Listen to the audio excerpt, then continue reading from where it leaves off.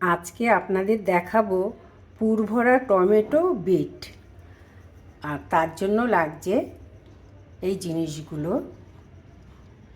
ধনেপাতা, পামকিন দানা, একটু পনির, 3টে টমেটো, 3টে বিট, আর এখানে কড়াইশুঁটি আছে, লঙ্কা আছে, একটু আদা আছে, আর জিরে ধনে আছে।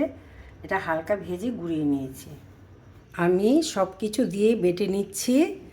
আর টমেটোর যে ভেতরের রসটা আছে এটা এর মধ্যে দিয়ে দিচ্ছি।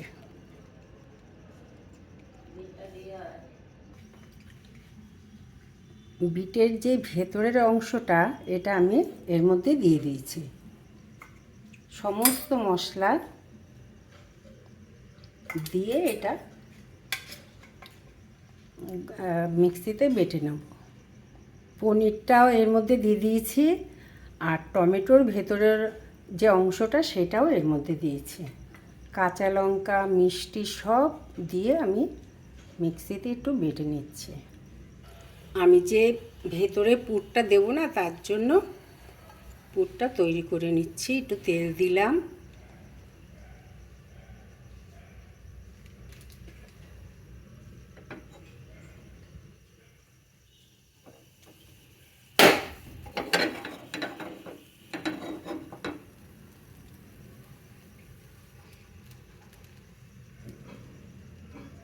আর একটু তেলটা হয়ে গেছে। এই জিনিসটা আমি দিয়ে দেবো।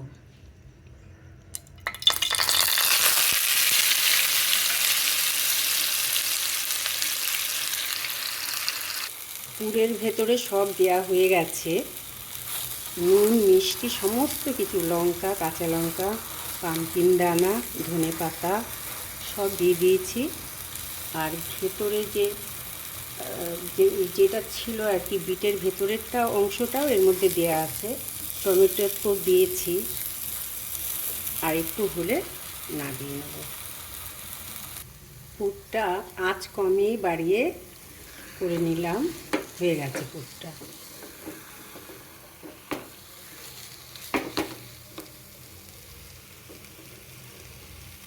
এটা বারবার কাত হয়ে যাচ্ছে, ধরে করতে হচ্ছে, ছোট জায়গা তো।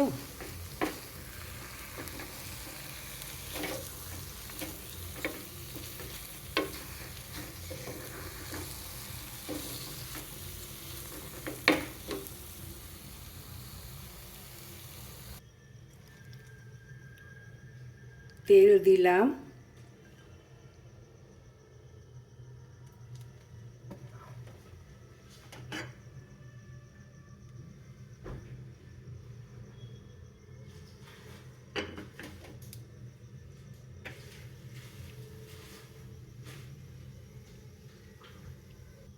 তেল হয়ে গেছে। আমি বিটটা আগে দিয়ে দিচ্ছি।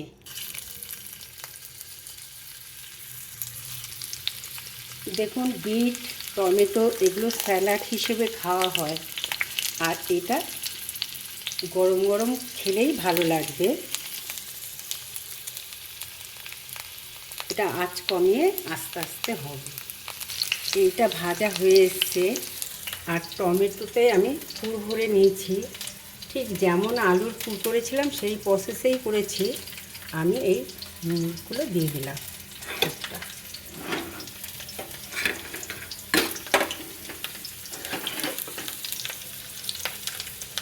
এইভাবে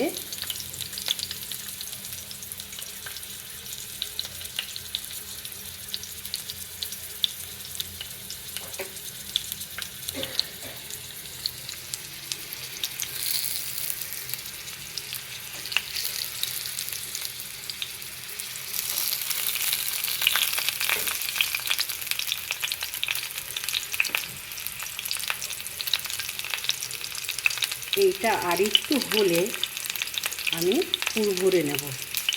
পুর ভরে আর আমি ওটা কমপ্লিট হয়ে যাবে, সামান্য একটু আর হবে। এটা অল্প তেলেই হবে, আঁচটা কমিয়ে রাখবো। এইভাবে এটা গরম গরম খেতে খুব টেস্টি হয়, ভালো হয়। আমি ঢেকে রেখেছিলাম এগুলো হয়ে গেছে, টমেটোটা হয়ে গেছে।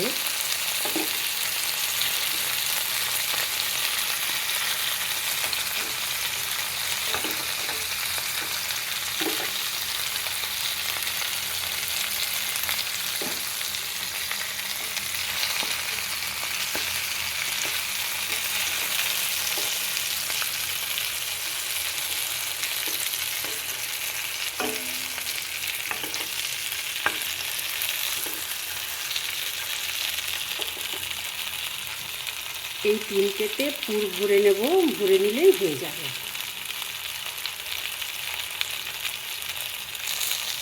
টমেটোটা দুটিতেই করে নিয়েছি।